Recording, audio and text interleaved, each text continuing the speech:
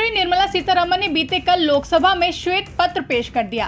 श्वेत पत्र में यूपीए सरकार की नाकामियों का उल्लेख किया गया तो वहीं एनडीए सरकार की उपलब्धियों का जिक्र किया गया है। लोकसभा में श्वेत पत्र पर चर्चा के दौरान एआईएमआईएम चीफ और हैदराबाद से लोकसभा सांसद असदुद्दीन ओवैसी ने आंकड़ा पेश करते हुए मोदी सरकार से बेहद तीखे सवाल पूछे हैं। आप भी सुनिए। यूपीए में जीडीपी ग्रोथ था 6.8 एवरेज। नरेंद्र मोदी की सरकार में जीडीपी ग्रोथ हो गया 5.9 एवरेज। इसका जिम्मेदार चीन है या पाकिस्तान है, बता दीजिए। Fiscal deficit as percentage of GDP, fiscal deficit as percentage of GDP sir, वो था 4.7 यूपीए के टाइम पर। नरेंद्र मोदी की सरकार में हो गया 5.1 एवरेज। इसका जिम्मेदार कौन है कि आखिर आप अगर जीडीपी हमारा 5.9 एनडीए गवर्नमेंट का रहा तो फिर अनएम्प्लॉयमेंट रेट कितना है? आखिर 2011 से एम्प्लॉयमेंट सर्वे नरेंद्र मोदी क्यों नहीं कराते? डेटा को क्यों छुपाते हैं? ये white paper sir more rhetoric है than substance. Mister Asaduddin Owaisi. Sir आपका बेहद शुक्रिया कि आपने 3 मिनट में बोलने वालों को इंटेलिजेंट कहा, और ज्यादा बोलने वालों को अब क्या कहेंगे आप बोल दीजिए चेयर पे, तो अच्छा रहेगा। नहीं, मैं बोल देता हूँ अभी। तो जो 3 मिनट में बोल देते हैं वो इंटेलिजेंट तो है ही, और जो ज्यादा बोलते हैं, जो ज्यादा बोलते हैं उनका ज्ञान क्या बेवकूफ नहीं होते हैं वो, जो ज्यादा का ज्ञान। सर आपने मुझे बोलने का मौका दिया। सर मैं पहले ये बात वाजे कर देना चाहता हूँ कि मैं इंडिया में नहीं हूँ मगर वतन अजीज़ का हूँ, और मेरा मामला ऐसा है कि मैं अब लाइन ऑफ एक्शन पर हूँ। भारत की राजनीति में अगर कोई लाइन ऑफ एक्शन पर है तो मैं हूँ।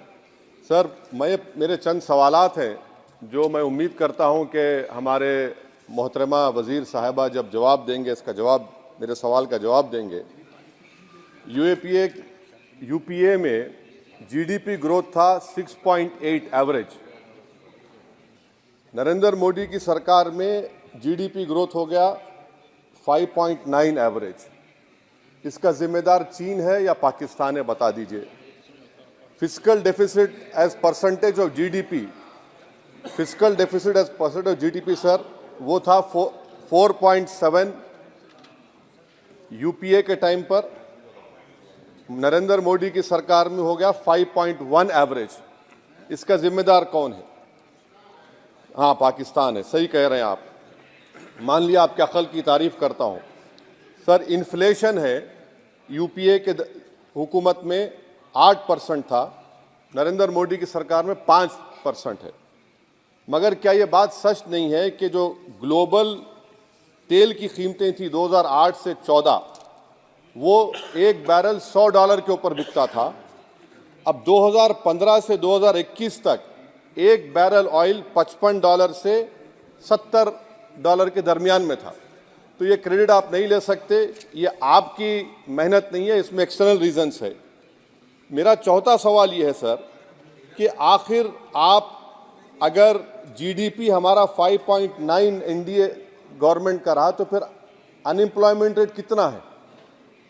आखिर 2011 से एम्प्लॉयमेंट सर्वे नरेंद्र मोदी क्यों नहीं कराते? डेटा को क्यों छुपाते हैं? आप करवाइए सर्वे। हाँ, ला लीजिए एनएसएसओ का ला के दे दीजिए। ये पीएलएफ हुआ था 2018 में, उसके बाद अब क्या हो रहा है? नहीं हो रहा है। ला लीजिए, तो कम से कम एनएसएसओ को बोलकर ये सर्वे करवा दीजिए। अच्छा, कंजम्पशन सर्वे 2017 से रुका हुआ है। सर आप फाइनेंस मिनिस्टर होते तो शायद आ जाता। आपकी काबिलियत और आपकी अहमियत वहाँ पर नहीं है, मैं अफसोस के साथ कह रहा हूँ। सर दूसरी बात, मेरा चौथा सवाल ये है कि 2005 में डॉलर था 43 रुपीस, 43 रुपये। 2014 में हुआ 83 रुपये। अब मैं इतने माहिर तो नहीं हूँ इकोनॉमी में, मेरा मोटा मोटा सवाल है, अब डॉलर है 83 रुपये। ये कौन जिम्मेदार है इसका सर? 83 रुपये क्यों हो गया डॉलर? माने नेट इंक्रीज जो है वो 23 रुपये का है। तो अब ये डिमांड इतना डॉलर का क्यों है? इसका जिम्मेदार कौन है? इसका जवाब शायद मोहतरमा देंगी। अच्छा सर, आप देखिए फॉरेन करेंसी रिजर्व्स बोलते हैं 2011 में बिल्कुल सही है, 294 बिलियन डॉलर था। 2013 तक वो 256 बिलियन हो गया। अब मैं व्हाइट पेपर आप पढ़ेंगे, new channel open by RBI, number क्या है भाई, नंबर तो बता दीजिए। New channel open by RBI, number ही नहीं मालूम होता है। अच्छा सर, एक और सवाल मेरा है, हेल्थ एक्सपेंडिचर फ्रॉम पॉकेट, ठीक है, 2005 में 69% था, 2014 में 64.2 हो गया। तो अब का नंबर क्या है बताइए ना, आपके दौर में क्या नंबर है? वो नंबर नहीं बता, मेडिकल कॉलेज खोल दिए, नंबर क्या है खर्चे का? तो ये जो व्हाइट पेपर है, एटलीस्ट 2020 का डेटा दे दो आप। ये white paper sir more rhetoric है देन सब्सटेंस। डिमोनेटाइजेशन की बात ही नहीं कर रहे, डिमोनेटाइजेशन तो बर्बाद कर दिया देश के गरीबों को, इसका जिक्र ही नहीं करेंगे, वो तो मास्टर स्ट्रोक था आपका, मगर बर्बाद हो गए। सर मैं कंक्लूजन में, क्योंकि आपने अक्लमंद कहा है मुझे कम टाइम में बोलने वालों को, तो मैं सरकार से आपके जरिए से मुतालबा करता हूं कि एक व्हाइट पेपर ये निकालिए कि 2014 में 1 लाख के मॉब लिंचिंग से 2024 तक कितने मुसलमानों का मॉब लिंचिंग हुआ, कितने घर बुलडोजर तोड़े गए। सर मैं खत्म कर रहा हूं, सर खत्म कर रहा हूं।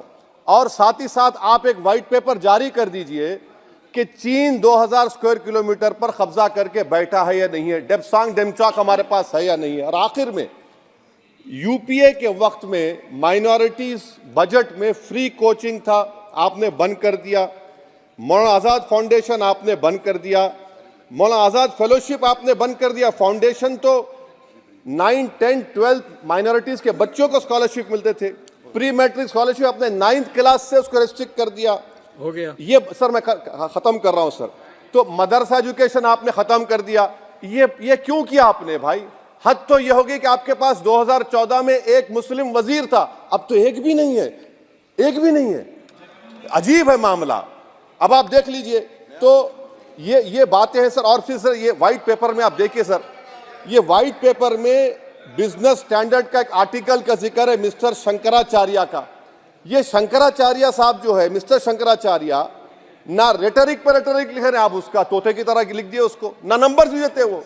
तो ये जो व्हाइट पेपर है सर, ये मोर रेटरिक सब्सटेंस है। मैं उम्मीद करता हूं कि कल तक देश के प्रधानमंत्री वो व्हाइट पेपर जारी कर देंगे कि कितने मुसलमानों का आपने मार्जिनलाइज कर दिया, बुलडोजर से घर तोड़े गए, कितनों का इनकाउंटर हुआ, कितने जेल में है यूएपीए में, और चीन कितनी जमीन पे कब्जा करके बैठा हुआ है। बहुत बहुत शुक्रिया सर।